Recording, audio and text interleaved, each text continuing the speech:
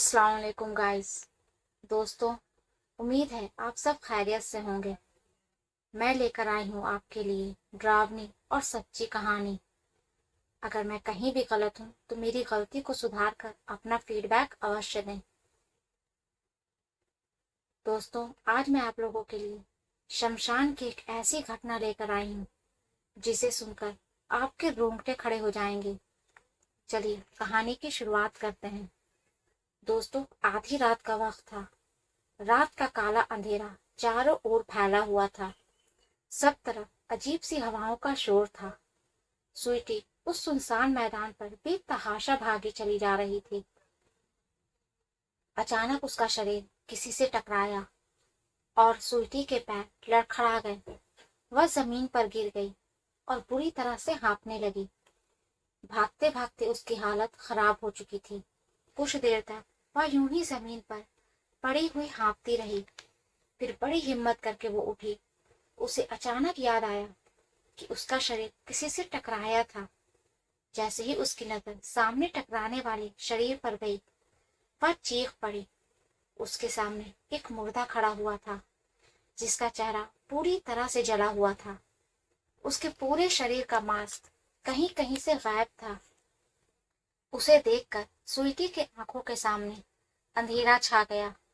वह जमीन पर गिर पड़ी और बेहोश हो गई। एक हफ्ते पहले की बात है, जब सैम मुंबई शहर में रहता था। वह एक बिजनेसमैन था। उसका प्रॉपर्टी डीलिंग का काम था। उसके घर में उसकी पत्नी स्वीटी और एक 8 साल की बेटी आनिया थी। आज सैम बहुत खुश था क्योंकि उसे एक बहुत सस्ती कीमत पर पास ही के इलाके में एक जमीन मिल गई थी। उस जमीन से सैम को करोड़ों का फायदा होने वाला था। वह खुशी खुशी अपने घर पहुंचा। घर पहुंचकर उसने देखा कि उसकी पत्नी के साथ उसकी 21 साल की साली हेना खड़ी थी। सैम ने मुस्कुराते हुए अपनी पत्नी की ओर देखा और कहा कि आज मैंने एक जमीन खरीदी है और वह जमीन मुझे बहुत ही सस्ते दामों में मिल गई। स्वीटी यह सुनकर बहुत खुश हुई और कहने लगी, यह तो बहुत अच्छी बात है। सैम ने कहा कि हाँ, उस जमीन पर घर भी बना है, तो हम लोग आज रात में ही वहां जाने के लिए निकल रहे हैं। मैंने बल्लू से बात कर ली है। वह कल अग्रवाल साहब को वहीं ले आएगा। अग्रवाल साहब उस जमीन का बिल्डिंग बनाना चाहते हैं। स्वीटी पूछती है कि वैसे जमीन तुमने किस जगह खरीदी है। सैम ने कहा कि कुलरी रोड के बगल में एक जमीन पड़ी थी, वहीं। कुलरी रोड का नाम सुनते ही स्वीटी का चेहरा उतर गया। तभी स्वीटी कहती है, कुलरी रोड के पास तो अक्सर लोगों के गायब होने की खबर आती है। वह तो एक शमशान घाट है और वह शमशान घाट शापित भी है। सैम ने कहा, तुम भी किन बातों में पड़ गई। स्वीटी, ऐसे कुछ नहीं होता। ऐसी बातें किस्से और कहानियों में अच्छी लगती है।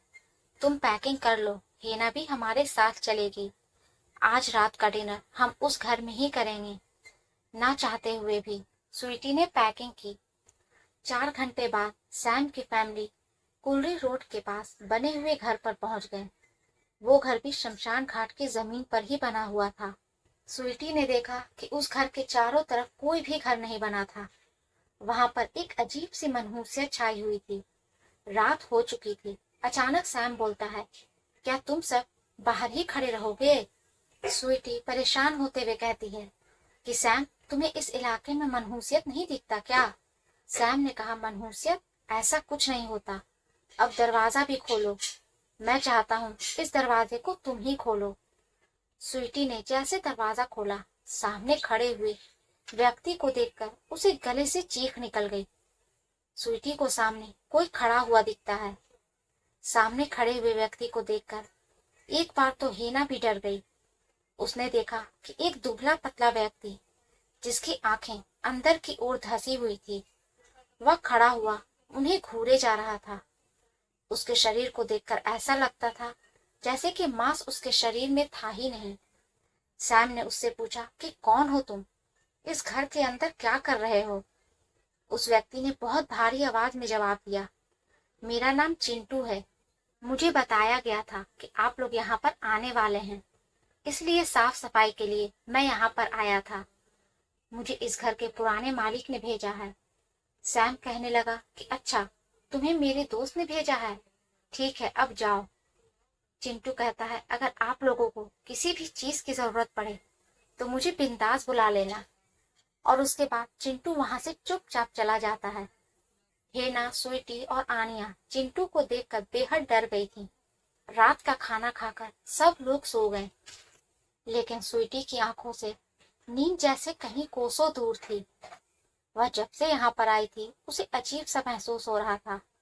अचानक स्वीटी को घुटन सी महसूस होने लगी और वह ठंडी हवा खाने के लिए कुछ देर तक बाहर की तरफ आ गई, लेकिन बाहर का मंजर देखकर उसके रोंगटे खड़े हो गए। उसने देखा कि एक व्यक्ति जिसकी आंखें ही नहीं थी और तो और उसके शरीर पर खाल की जगह जली हुई चमड़ी थी। स्वीटी ने वहां से भागने की पूरी कोशिश की, लेकिन उसे ऐसा महसूस हुआ जैसे कि उसके पैरों को किसी ने जकड़ लिया हो। देखते ही देखते वो चारों स्वीटी के पास आकर खड़े हो गए और अजीब सी अंदाज में हंसने लगे। स्वीटी के तो हल्क से दो शब्द बोल के तक नहीं बाहर आ रहे थे। वह चीखना चाह रही थी मगर चाह कर भी चीख नहीं पा रही थी। अचानक उसके कानों में उन चारों में से एक की आवाज टकराई और उसने कहा कि यहाँ से चली जाओ, यह शमशान घाट तुम्हारा नहीं है। अचानक स्वीटी के कंधे पर किसी ने हाथ रखा और स्वीटी के शरीर में अचानक जान आ गई। उसने अचानक से पीछे पलट कर देखा तो पीछे सैम खड़ा हुआ था। उसे हैरत से देख रही थी। सैम ने पूछा कि क्या हुआ तुम्हें? मैं तुम्हें कब से आवाज लगा रहा हूँ। स्वीटी सैम के गले लगकर बुरी तरह रोने लगी। उसने रोते हुए सैम से कहा, यहाँ से चलो, मैं तुम्हें बता नहीं सकती कि मैंने अभी क्या देखा। सैम पूछने लगा कि ऐसा क्या देखा तुमने? तो उसने बताया, मैंने 4 अजीब लोगों को देखा, सैम, जिनकी आंखें ही नहीं थी। उन्होंने मुझे धमकी भी दी यहाँ से चले जाने की। सैम ने कहा कि तुमने इस जगह के बारे में पहले से ही अजीब व गरीब अफवाहें सुन रखी है, इसी का असर है कि तुम जरूरत से ज्यादा सोच रही हो। स्वीटी कहती रही, मेरी बात का यकीन मानो, मैं झूठ नहीं बोल रही। सैम ने उसे बहुत समझाया कि टेंशन मत लो, वैसे भी कल अग्रवाल साहब इस जमीन को खरीदने आ रहे हैं, डील होते ही हम यहाँ से चले जाएंगे। सैम स्वीटी को कमरे में ले गया और गहरी नींद सो गया, मगर स्वीटी को नींद ही नहीं आई। स्वीटी जाग ही रही थी कि अचानक उसे छत पर 4 अजीब लोगों में से एक दीवार पर चिपका हुआ दिखाई दिया, जो बड़ी तेजी से दीवार पर रेंगते हुए स्वीटी के ठीक ऊपर छत पर चिपक कर स्वीटी को घूरने लगा। स्वीटी चीखने लगी। चीख सुनकर सैम की आंखें खुल गई और पूछा कि अब क्या हो गया। उसने बोला, देखो वही अजीब आदमी। पर सैम को वहां कुछ भी नहीं दिख रहा था। जब स्वीटी ने भी देखा तो उसे कुछ भी नहीं दिखा। उसकी रात बड़ी मुश्किल से कटी। सुबह होते ही उसने सारी बात अपनी बहन हेना को बताई। उसे भी कल रात बहुत बुरे बुरे सपने आ रहे थे। अगले दिन दोपहर का वक्त स्वीटी किचन में खाना बना रही थी। तब स्वीटी ने सब्जी कुकर में जैसे ही डाली, उसने देखा कि कुकर में एक कटा हुआ किसी इंसान का सर रखा हुआ है, जो पूरा खून से लथपथ था। वो कटा हुआ सर स्वीटी को देखकर हंस रहा था। स्वीटी बुरी तरह चीखने लगी। चीख सुनते ही सैम दौड़ा हुआ आया। स्वीटी ने उसे बताया कि ये देखो, इस कुकर में किसी का कटा हुआ सर है। पर उसने जब देखा तो उसे सब्जी के अलावा कुछ नहीं दिखा। स्वीटी रोती रही कि मेरी बात मानो, यकीन करो मेरी बात का। सैम गुस्से में आ गया। सैम कहने लगा कि बस करो, अब बहुत हो गया। कुछ घंटे की बात है, 4-5 घंटों में अग्रवाल साहब यहाँ पहुंच जाएंगे। तब तक के लिए थोड़ी शांति बनाए रखो। इतना कहते हुए सैम पैर पटकता हुआ वहां से चला गया। डरी सहमी स्वीटी वहां पर खड़ी रही। रात के 9 बज चुके थे। सैम उस अग्रवाल साहब का इंतजार कर रहा था कि तभी एक कार आकर उसके दरवाजे पर रुकी और उसमें से एक व्यक्ति डरता हुआ निकलकर सैम की ओर आया। सैम उसे जानता था कि वह बल्लू है। वह बहुत डरा हुआ था।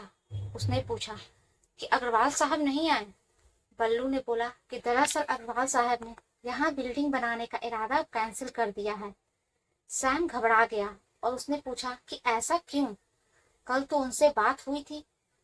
बल्लू ने कहा कि मैं इस जमीन को बेचना नहीं चाहता था और मैंने तुम्हें इस जमीन को खरीदने के लिए मना भी किया था। मैंने बताया था तुम्हें कि यहाँ के बारे में तरह तरह की अफवाहें मशहूर है, लेकिन तुम नहीं माने। सैम ने कहा कि हाँ, क्योंकि मैं इन बकवास बातों को नहीं मानता। अग्रवाल साहब ने मना कर दिया है तो मेरे पास बहुत से ऑप्शन हैं। अगर अग्रवाल साहब नहीं तो कोई और ही सही। बल्लू ने पूछा कि वैसे तुमने इतनी जल्दी इस मकान की साफ सफाई कैसे कर ली? मैंने जब यह मकान बनवाया था तो सिर्फ कुछ दिन ही रुका था, क्योंकि यहाँ मेरी पत्नी हमेशा डरी डरी सी रहती थी। सैम ने कहा कि अरे तुमने ही तो अपना नौकर भेजा था, उससे ही साफ सफाई करवाई है। सैम की बात सुनकर बल्लू का चेहरा डर से पीला पड़ गया और उसने हकलाते हुए कहा, मैंने मैंने तो कोई नौकर नहीं भेजा। इस मकान की चाबियां तो तुम्हारे पास ही थी ना। सैम डरते हुए कहने लगा कि यार कैसी बात कर रहे हो? मैंने खुद अपनी आंखों से तुम्हारे नौकर को देखा था। पतला दुबला सा था और उसकी आंख भी अंदर की ओर धंसी हुई थी। सैम की बात सुनकर बल्लू उठ खड़ा हुआ और वह तुरंत दरवाजे की ओर भागा। सैम ने गुस्से से बल्लू से कहा, अरे मेरी बात का जवाब तो देते जाओ। अगर तुमने किसी को नहीं भेजा तो मकान का दरवाजा पहले से कैसे खुला हुआ था? कौन था वो? सैम की बात सुनकर बल्लू के चलते हुए कदम रुक गए और उसने डरे हुए अंदाज में उसकी ओर देखकर कहा, वह हमारे घर का बहुत सालों पहले नौकर था। उसकी मौत यहीं पर अजीब परिस्थितियों में हुई थी और इसी शमशान घाट पर हमने जला दिया था। उसी रात हम यह घर छोड़कर चले गए। अचानक सैम का चेहरा पीला पड़ गया और उसने चिल्लाकर कहा, बल्लू तुम्हारे सामने तो तुम्हारा नौकर ही खड़ा है। जैसे ही बल्लू ने सामने देखा तो उसके सामने उसका नौकर ही खड़ा था और उसे घूरे जा रहा था।